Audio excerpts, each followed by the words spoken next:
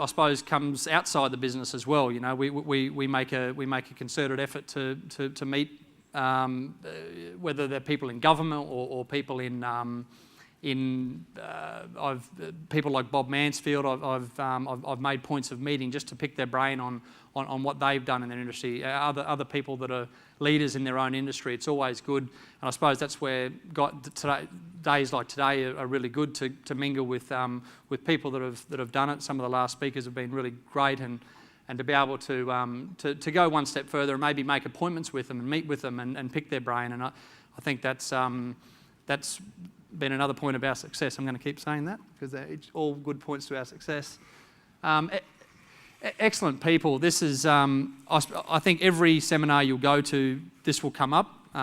People will say you need to employ excellent people, and it's absolutely true. It's the most important, I think the most important part of our business. We've employed, and Andrew would testify, we've got a really excellent group of people around us, and we've built around us, and we've now got 20 odd staff in our business, which isn't a big business, but it's probably recently we've started to notice when you don't get the right people and how that drags the whole business down, how you don't get productivity.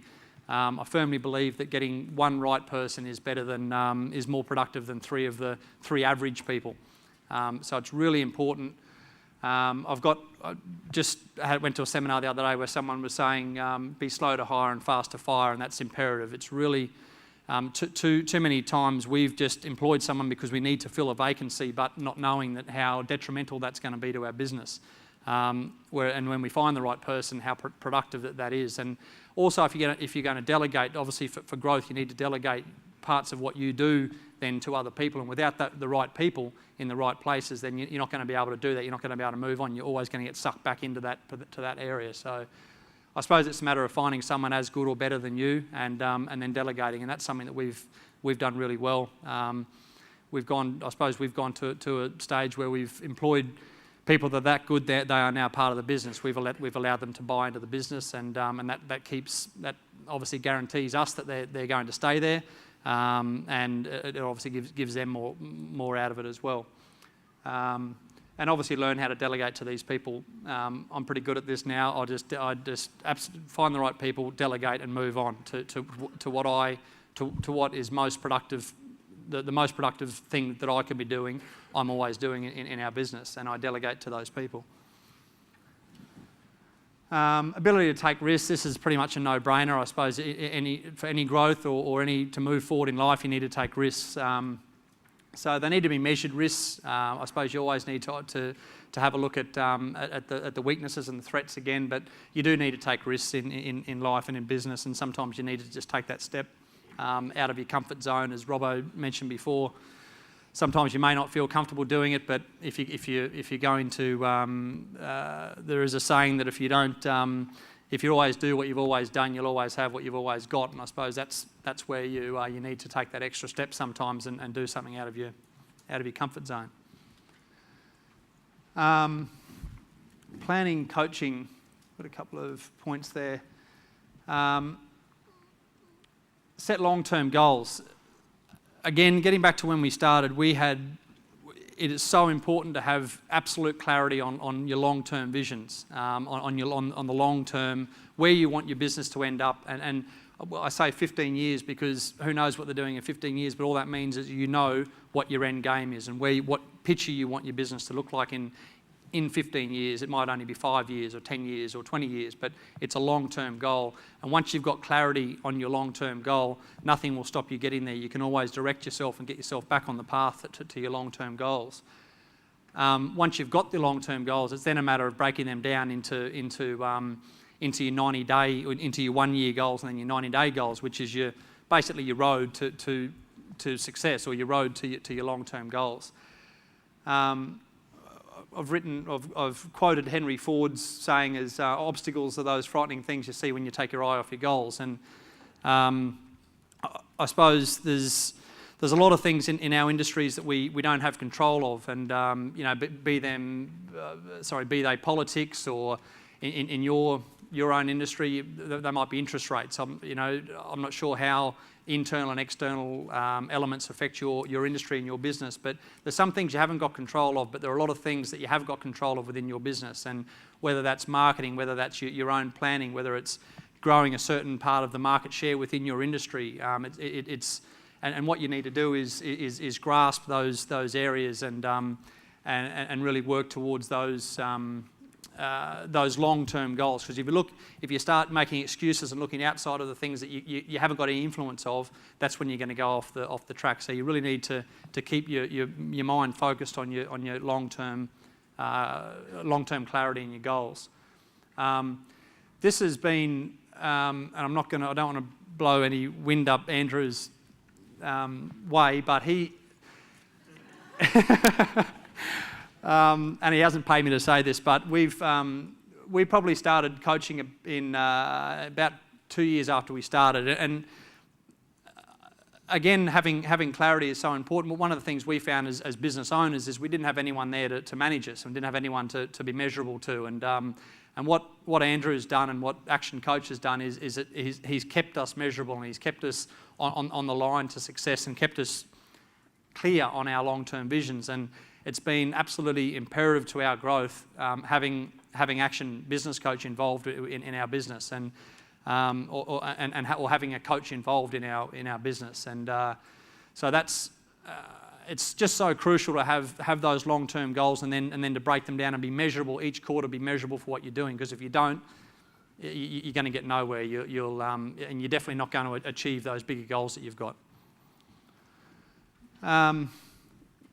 Last one's pretty obvious. It's have a fun along the way. We strive at having fun. We always reward ourselves, whether it's golf or we have a pretty big Christmas party now. We're always having fun, though. It's a really fun culture in our business, and we have quarterly, whether it's cooking schools or we all go away together as a team, and we try to keep it pretty light-hearted at work. And I think it's very important to have that light side and enjoy yourself, because you only live once, and you need to. It's really is one big game business, and you need to enjoy yourself while you're there. You spend most of your time doing it. What I wanted to do was just to talk to you a bit about what we're doing at the moment. I suppose I've showed you where we've come from. What I wanted to show you is what we're doing, or some of the strategies that we're looking at putting in place at the moment. I suppose there's three options for us. One is organic growth. Two is finding a strategic partner in the industry. Or three is funding for growth, which basically, I suppose, you're talking IPOs or listing on the stock exchange. So I thought I'd just quickly go through each one, just to kind of explain, and this is probably second nature to a lot of you guys anyway, but I suppose why would we continue trying to grow organically if the business has a lot more growth potential using the current resources that we've got? So with the money that we've got, with the staff that we've got, with the resources that we've got, can we grow more? Is there goals that we haven't achieved yet that we can still achieve with our current resources? Or are there any systems in our business that need rejigging or tapping or improving to get to go to that next growth level? This is a new PowerPoint thing that I found last week, and I was really impressed with my little arrow there. So, but basically what I'm saying is that if we're now, which is down the bottom, and there's opportunity to put new systems or to achieve to achieve achievable goals. Sorry for repeating myself, but if there's goals out there that you can achieve with your current resources, then you probably should consider continuing to grow organically. The second strategy, I suppose, is finding a strategic partner in the industry, and this is an option, I suppose, if there's a major customer or a major supplier or a major competitor even that's in the industry that you know that if you join forces with, it's going to give you a lot more leverage, maybe opportunity to increase market share. Obviously, this company must fit with what your values and ethics are, and what you've already made as a business, and what you think your long-term goals are. I put the analogy down the bottom that it's better to own 51% of a $100 million company than 100% of a $10 million company. So if we think that's a scenario for us, I've put 51% in there obviously because owning your own business, obviously the biggest, one of the biggest pros is control. And so I think that's important to look at, but we won't go into that now. But that's obviously another option for us in our industry, and it may be for you guys as well. The third option is, I suppose, known as IPOs or listing, and this is where we can identify growth areas that are outside of us achieving within our current resources and goals. So this may be, you might not be able to see that, but the three bubbles, one is your current business or our current business. The other bubble might be systems that you need to implement that you can't afford, or that you need to implement a third person. And the third bubble is maybe a competitor or another business or another geographical area that you need to consolidate. I've tried to make this as simple as possible, but what we're trying to do is to try and put together enough companies and systems that create what we call an investor-friendly company that obviously investors are going to be interested in. And I just wanted to quickly explain, I hope you can read what kind of opportunities are out there with this. So the three bubbles are one was the current business, two was a complementary business, that may be another competitor in a geographical area, and then systems we need to implement some new systems to really take us to that next level. To make it simple, I've basically said that our business is worth $1 million. If we try to sell our business tomorrow, let's say it's worth $1 million at a 3 times multiple. So basically we'd be making a $333,000 net profit at a multiple of 3 to be worth $1 million. Exactly the same for the complementary business, and let's say that it costs $1 million to implement new systems. So what we're saying is the new investor-friendly company is now worth, on a private sale perspective, $3 million. If someone wanted to come in and buy us off the street. You've got private equity and you've got listing or IPO opportunities out there. Obviously, to sell one of those businesses or systems, you can't sell to a private equity firm. They wouldn't be interested in it because it's not investor friendly. You've identified these two other arms that you need to make it a bigger company or a bigger picture. So combined, you're now looking, and a private equity, because they don't want too much to do with it, you'd still have to run it. They'll pay a higher multiple for your business. So instead of your 3 times that you'll sell to your next door neighbour for, they'll be paying more like a 6 times. And this is a pretty conservative figure. So all of a sudden, your combined business has gone from being worth $3 million in a private sale to a private equity firm paying somewhere around $6 million. Same scenario, go to a listing or an IPO on the stock exchange, and I think the average PE or price to earnings ratio on the stock exchange is around about actually 15, but I've used 10 there. So if we were to bundle a group of companies together and list it, we'd probably look at somewhere around 9 to 10 times earnings, which would give a value to this company of $10 million. So I just wanted to put that up there to give you a bit of an idea of what opportunities are out there with the bigger picture, with some of these IPOs and private equity opportunities. Skip, you're still here. I was hoping that no one in the crowd would know me before I came along so I could do a bit of bullshitting, but I know someone's just sitting there that knows where I've come from. But no, this is all correct. Trust me. So what does this mean? Basically, at the stage that we're at with Maxim Foods is we've almost achieved our maximum organic growth. We've almost achieved everything that we can achieve with our current resource and our current staff. We're looking at both other options at the moment, and we've got I suppose systems in place and negotiations in place with both these other areas at the moment. The main point was that we wouldn't be close to even to doing any of these things if we didn't think big and if we didn't have big plans and big goals to fill. So that was the main point of that. In summary, I've just tried to summarise some major points. The opportunities are out there, and I've used Performance Probiotics, which is the probiotic business we bought 18 months ago. trade sale, I just explained to you, trade sales around 3 times. So let's say trade sales around 3 times. We actually bought that company for a bit less than 2 times multiple, and it was unfortunate personal reasons of the old owner to sell that business. But that's everyone's got a reason to sell, and you guys are in the housing game, so you'd understand that. But so there's always opportunities out there to buy, whether it's customers, businesses, suppliers. There's always opportunities out there. Think big, set long-term goals, be clear about where you're going long-term, and make sure that everything you're doing on a day-to-day basis is heading you towards those long-term goals. And don't be distracted by these obstacles that'll take you off your long-term goals. Think positive. I've gone through all these, but these are probably the most important things that you know, on a day-to-day basis. We're pretty positive company, pretty positive people. We're always probably pumping ourselves up a bit more than what we should be, but it rubs off. It rubs off on our staff. It rubs off on our suppliers, customers. Rubs off on the whole industry. Hire excellent people. Get clarity. I think I've discussed clarity enough. Keep yourself accountable.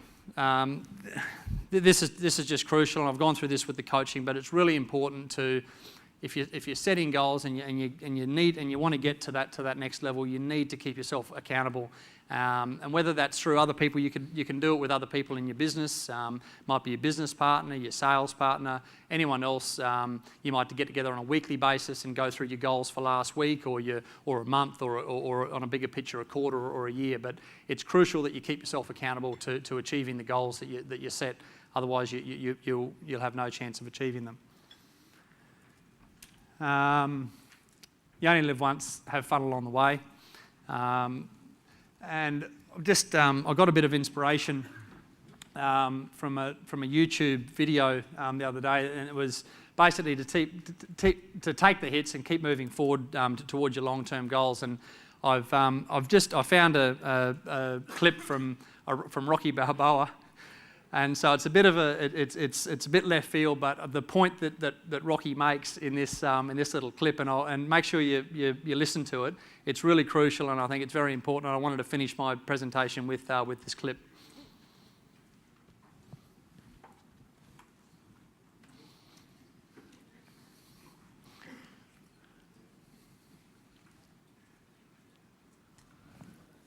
Let me tell you something you already know. The world ain't all sunshine and rainbows. It's a very mean and nasty place, and I don't care how tough you are, it will beat you to your knees and keep you there permanently if you let it. You, me, or nobody is gonna hit as hard as life. But it ain't about how hard you hit. It's about how hard you can get hit and keep moving forward. How much you can take and keep moving forward. That's how winning is done. Now, if you know what you're worth, now go out and get what you're worth. But you got to be willing to take the hits and not pointing fingers saying you ain't where you want to be because of him or her or anybody. Cowards do that, and that ain't you. You're better than that. So thanks very much, guys. Thanks very much to Will and Robbo for asking me along, and I hope you got something out of it. Thank you. Any questions?